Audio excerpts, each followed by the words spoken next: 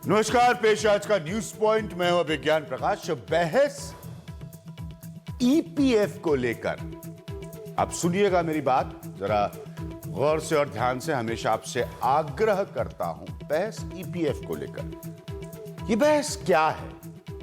हमारे देश में सिर्फ 3% लोग इनकम टैक्स देते हैं और सरकार के लिए इनमें से कोई भी टैक्स लेना सबसे आसान इन्हीं से होता है। किसी भी कर्मचारी के लिए भविष्य निधि उसके सपनों की बुनियाद होती है। बेटी की शादी हो या मकान खरीदना हो या बनवाना हो या फिर किसी की बीमारी की हालत हो, इलाज के लिए पैसे चाहिए हो, वो हर महीने की सालों दर साल उसकी जो पाई जुड़ती है काम करते वक्त, वो उसके काम आती है। लेकिन सरकार ने अब इस भविष्य निधि पर मिलने वाले ब्याज के 60% हिस्से को टैक्स के दायरे में लाने का फैसला किया है, जिससे कर्मचारी वर्ग ना सिर्फ नाराज है बल्कि इसे अपने सपनों पर सेंध लगना जो है वो करार दे रहा है। हालांकि सरकार की दलील है कि वो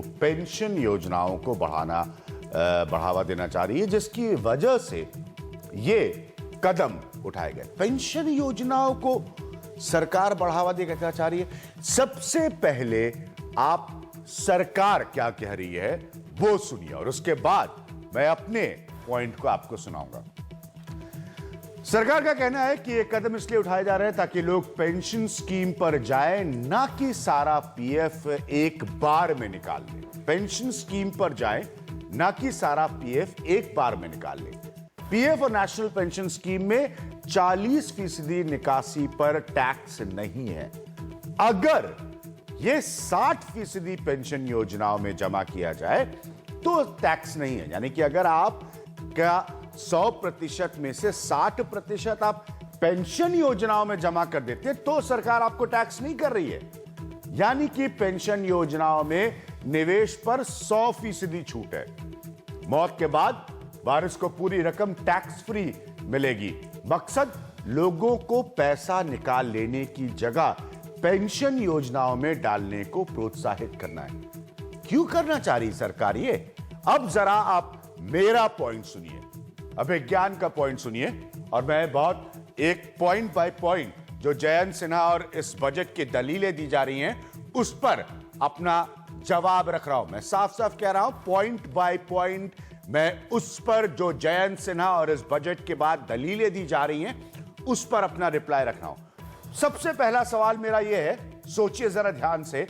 पैसा हमारा, सालों साल मेहनत हम करें, सालों साल काम हम करें, पैसा हमारा जो कटता है हमारी तनख्वाह में से, आपकी हमारी तनख्वाह में से। सोचिए, स्कीम सरकार की, पैसा हमारा, मेहनत हमारी, सालों साल का काम हमारा और सरकार स्कीम ला रही है।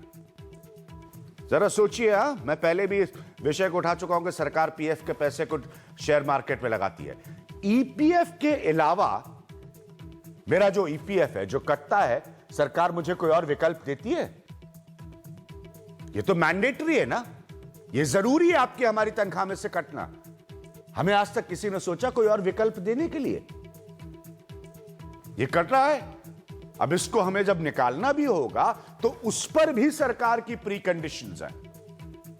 क्योंकि सरकार एक सोच लेकर आई है कि हमें पेंशन फंड को एनहांस करना है, उसे बढ़ाना है। यह सोच जयंत सिन्हा जी, अरुण जेटली जी आपने राष्ट्रीय राय लेके ली थी। हमारे पैसे पर सशर्त छूट क्यों? हमारे पैसे पर अगर छूट देनी है तो उसमें सरकार शर्तें लगाती है कि आप 60% अगर पेंशन स्कीम में पैसा डालने को तैयार है तब आपको हम टैक्स रिबेट देंगे, तब हम आपको टैक्स फ्री करेंगे, वरना आप इतना टैक्स दीजिए।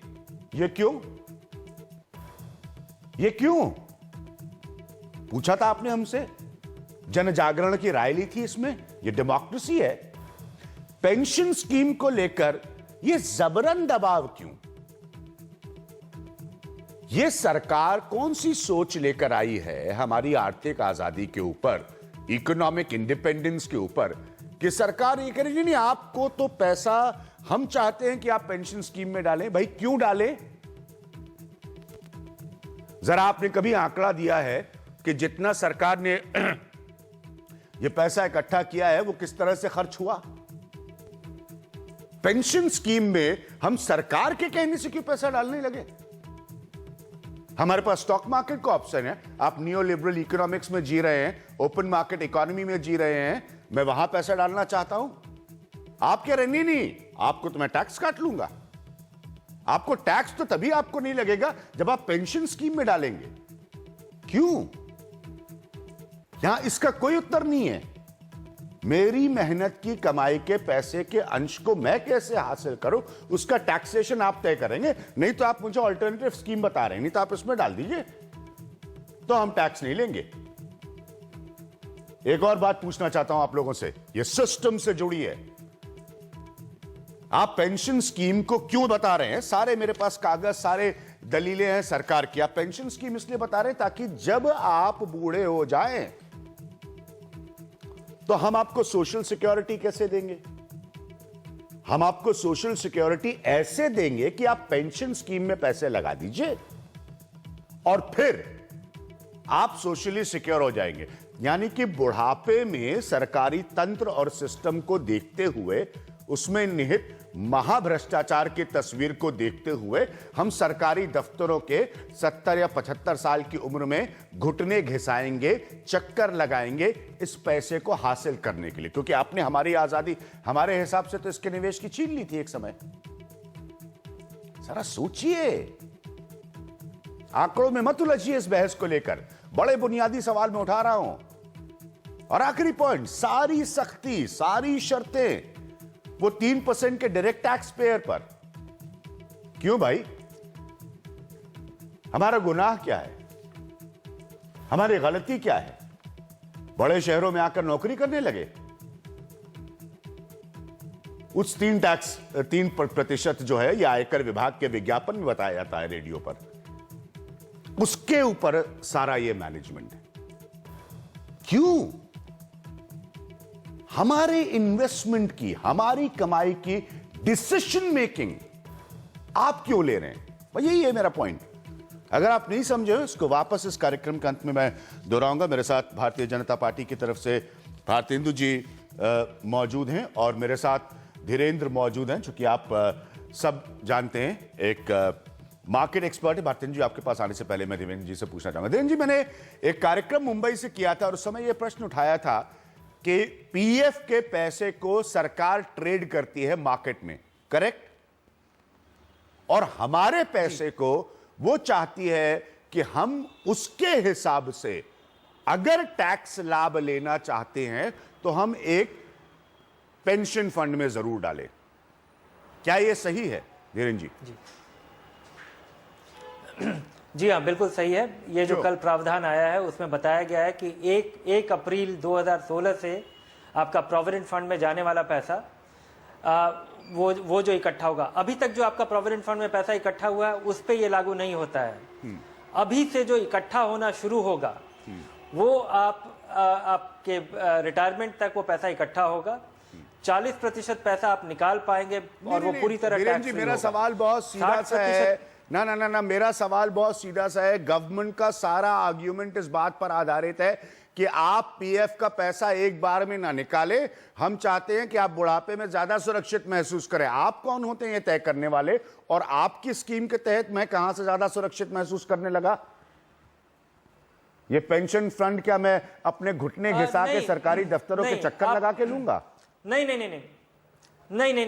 आप ये गलत समझ रहे हैं। ठीक है, बताइए मैं क्या गलत समझ रहा हूं। सरकार ने ये नहीं कहा है, आप गलत ये समझ रहे हैं कि 60 साल की उम्र तक ये provident fund, employee provident fund, जो कि अभी एक इंस्टीट्यूशन है जो कि अभी भी चलता है और जहां पे आपके तनख्वाह का जो पैसा कटता है वो जाएगा, और बाद में जब आप 60 साल के हो जाएंगे तो आप एन्युटी खरीदेंगे। एन्युटी आप किसी भी इंश्योरेंस कंपनी से, प्राइवेट सेक्टर के या पब्लिक सेक्टर के इंश्योरेंस कंपनी से आप एन्युटी खरीदेंगे और उस एन्युटी के तहत आपको पेंशन मिलेगा। भारत सरकार आपको पेंशन नहीं दे रही है। भारत सरकार आपके इकट्ठा किए हुए पैसे से एन्युटी खरीदने को कह रही है, जिस पे कोई टैक्स नहीं लगेगा और उसके तहत उससे आपको पेंशन मिलेगा, ना कि भारत सरकार आपको पेंशन दे रही है। मेरा पॉइंट सिर्फ इतना सा है धीरेन्द्र जी, भारत सरकार, मैं अपना पैसा शेयर मार्केट में लगाना चाहता हूं, भारत सरकार क्यों तय कर रही है कि मेरा पैसा कहां लगे, एन्युटी में लगे या ना लगे, या मैं उसे प्राइवेट सेक्टर में इन्वेस्ट करूं, पब्लिक सेक्टर में इन्वेस्ट करूं? ये भारत सरकार क्यों तय कर रही है? जब भारत सरकार ने मुझसे ईपीएफ लेते वक्त अपना हिस्सा ले लिया तो वो क्यों तय कर रही है? नहीं, पीएफ लेते समय आपका भारत सरकार ने अपना हिस्सा नहीं लिया है। ठीक है। जब आपके तनख्वाह से जो पैसा कटता है वो उस पे टैक्स नहीं लगता है, जब वो बढ़ता है तब उस पे टैक्स नहीं लगता है। आपका एम्प्लॉयर का जो कंट्रीब्यूशन होता है आपके पीएफ में, उस पे टैक्स नहीं लगता है, बल्कि वो और ये जो सारा पैसा आपका इकट्ठा हो रहा है, हाँ। इस पे टैक्स नहीं लगता है। सालाना 1.5 लाख रुपए तक आपके कंट्रीब्यूशन से, जो आपके एम्प्लॉयर का कंट्रीब्यूशन है उस पे भी टैक्स नहीं लगता है, और उसकी अधिकतम सीमा भी 1.5 लाख रुपए है। उसमें जो ब्याज मिल रहा है, धीरेन्द्र जी, आप जब 33% टीडीएस काट लेते हैं तो उसके बाद भी एक, मैं भूपेश आपको लाना चाहूंगा यहां पर, कि उसके बाद भी तो आप कौन से इसको स्कीम में लाने की कोशिश कर रहे हैं? मैं अपनी इकोनॉमिक इंडिपेंडेंस को रहा हूं, मेरी दलील ये है, सिंपल सी। नहीं, अधिकतर जनता जो है, अभिज्ञान जी, है, अधिकतर जनता आपके जैसे विद्वान नहीं है, आपके जैसे वेल एक्सपोज नहीं है। हाँ। और वैसे भी मैं चाहता हूं, मैं विद्वान नहीं हूं पहली बात, लेकिन मैं चाहता हूं कि जनता समझे कि क्या हो रहा है, ताकि और क्लैरिटी हो उस विषय पर। जी जी बिल्कुल। हाँ। तो जैसे आपने बताया, धीरेन्द्र जी ने समझाया कि जब ये पैसा जमा करते हैं तब हमें टैक्स रिबेट मिलता है। हाँ। हम जितना पैसा जमा करते हैं अपने प्रोविडेंट फंड के लिए, उस पे हम टैक्स नहीं देते हैं। ये राशि हम देते हैं और हमारा एम्प्लॉयर देता है, उस पे भी पैसा नहीं कटता है एम्प्लॉयर का, और ये राशि बढ़ती जाती है। और जब 60 वर्ष की उम्र होती है, हम रिटायर होते हैं, उस समय ये राशि हम एकदम से किसी ऐसे किसी के कहे पे बिजनेस में लगा दें या कोई शेयर खरीदें जो कि एकदम समाप्त हो जाए, हमारा पैसा सर मेरा पॉइंट मुझे समाप्त नहीं सर, मेरा मुझे समाप्त तो करने दीजिए। हाँ, जब ये आप अगर हमारा पैसा 0 हो जाता है और एक वृद्ध अवस्था में व्यक्ति बदहाल हो जाता है, उसके पास ना रहने का घर रहता है, ना दवाई के लिए पैसा रहता है, तो ये इसकी चिंता करनी सरकार ही तो करेगी इसकी चिंता। तो इस वजह से सरकार कह रही है कि आप अगर इसे पैसे को निकालिए तो अवश्य निकालिए, मगर उस पर टैक्स दे दीजिए, क्योंकि जब आपने डाला था तब हमने टैक्स नहीं लिया था, आपको टैक्स डिडक्शन करा था हमने। पहले आप लोग ये तय कर लीजिए कि आप टैक्स चाहते हैं पैसा निकलवाने पर, या लोगों की वृद्धावस्था में चिंता चाहते हैं। नहीं, ये पहले आप लोग तय कर लीजिए। स्पष्ट कर दिया। पहले आप लोग तय कर लीजिए। मैं कोट कर रहा हूं। आपने अभी ये कहा कि कोई गलत बिजनेस में इन्वेस्ट कर दे। अरे हर आदमी गलत बिजनेस या सही बिजनेस में इन्वेस्ट करे, उसको आप लोग तब तक फॉलो करेंगे आज से लेकर 60 साल की आयु तक, पहली बात। दूसरी बात, अगर आपको इतनी चिंता है किसी के वृद्धावस्था की, तो भाई मत लीजिए टैक्स, उसको तो उसका सहायता कर दीजिए आप। नहीं, टैक्स तो दुनिया का हर सरकार लेती है। जरा मैं आपके जो आपने बात कही थी उसे स्पष्ट कर दूं। आपका डायरेक्ट टैक्स पेयर सिर्फ 3% है। सचिन जी का बयान है, this is not a revenue mobilization exercise. किनका बयान है ये? रेवेन्यू सेक्रेटरी का, हाँ, हसमुख अधिया जी का। हाँ, ये उनका बयान है। हाँ। अब ये रेवेन्यू रेज करने के लिए एक्सरसाइज नहीं है साहब। पैसा, सरकार आपसे पैसा इकट्ठा करने के लिए जरा सा टैक्स नहीं ले रही है, ये इस वजह से ले रही है ताकि आप अपनी जमा पूंजी को हमारे निर्देशक महोदय एक बहुत अच्छा प्रश्न पूछ रहे हैं। हमारे निर्देशक महोदय नवनीत कोहली एक बड़ा अच्छा प्रश्न पूछ रहे हैं। ब्लैक मनी वाले को आप 45% देके कहते हैं कि आप जो है आप निकल जाइए, कोई दिक्कत नहीं है। आप हमको बता रहे हैं कि हमको आपकी वृद्धावस्था की तो बड़ी चिंता है, लेकिन वृद्धावस्था में आप जीवन कैसे जिए ये टैक्स देकर हम तय करवाएंगे आपके लिए। वो उनसे 45% ले रहे हैं, आपसे 45% कोई नहीं, उनसे आप कितना भी प्रतिशत लीजिए, वो अपने सालों साल काम करके, मेरी तरह सालों साल काम करके अपना पीएफ नहीं कटवा रहे हैं। वो उनसे आप कुछ भी लीजिए, वो सरकार का फैसला है। आप मुझे ये ज्ञान समझा रहे हैं, आपके जयंत सिन्हा जी का मैंने क्लैरिफिकेशन पढ़ा डिटेल में। आप मुझे बता रहे हैं कि हमको आपके वृद्धावस्था की भी चिंता है, साथ में हम आपकी वृद्धावस्था को इतना शानदार कर देंगे कि टैक्स भी लेंगे आपसे, क्योंकि हमने सारे समय नहीं लिया। आप फिर ये तय कर दीजिए इस मुल्क में कि आप मत खत्म करिए ईपीएफ की स्कीम, और आप दलील दे रहे हैं इसलिए क्योंकि आप कह रहे हैं आप एनपीएस में इन्वेस्ट करिए। मैं धीरेन्द्र जी आपसे एक सवाल पूछना चाहता हूं, अगर इजाजत हो धीरेन्द्र जी, आपसे एक सवाल पूछना चाहता हूं। ये तमाम जो हम सार्वजनिक तौर पर बड़ी बड़ी एडवर्टाइजिंग देखते हैं इंश्योरेंस कंपनीज की, ये बंद हो जानी चाहिए क्या? जी, अगर मैं उनमें इन्वेस्ट करना चाहता हूं और मैं ज्यादा सुरक्षित वहां महसूस कर रहा हूं, तो मैं ये पेंशन वाले फंड में क्यों इन्वेस्ट करूं? नहीं, बिल्कुल ये निवेशकों के पास विकल्प होना चाहिए। हाँ। और मुझे लगता है कि इस विकल्प की भी जरूरत नहीं है। गवर्नमेंट कह रही है, गवर्नमेंट कह रही है आप करिए इसमें इन्वेस्ट। जी हाँ, बिल्कुल बिल्कुल। ये इस स्कीम में जरूर खामी है, लोगों को और भी विकल्प देना चाहिए। सिंपल विड्रॉल सिस्टम भी जारी करना चाहिए। बल्कि इंग्लैंड में 6 महीने पहले लेकिन धीरेन्द्र मैं यही कह रहा हूं, गवर्नमेंट नहीं, एक मिनट धीरेन्द्र जी, मैं यही प्रश्न बार बार पूछ रहा हूं कि सरकार हमें कह रही है, जैसे अभी भारतीय जनता पार्टी के नेता कह रहे थे कि साहब आपकी वृद्धावस्था की हमें बड़ी चिंता है, कहीं आपने गलती से तो नहीं इन्वेस्ट कर दिया? अरे गलती से अगर किसी इंसान ने इन्वेस्ट कर दिया तो वो उसका भुगतान करेगा ना, या 25 साल का उसका हिसाब सरकारें बैठकर ले रही होंगी। फिर बंद करिए मार्केट, फ्री मार्केट इकोनॉमी के नॉर्म्स को चेंज करें इस मुल्क में। बिल्कुल हमें सरकार की मदद नहीं चाहिए हमें बताने के लिए। और खासकर मुझे इस बारे में चिंता है कि जिस तरह से सरकार कह रही है कि एन्युटी आपको खरीदना चाहिए, भारत में एन्युटी बड़े अच्छे उपलब्ध नहीं है।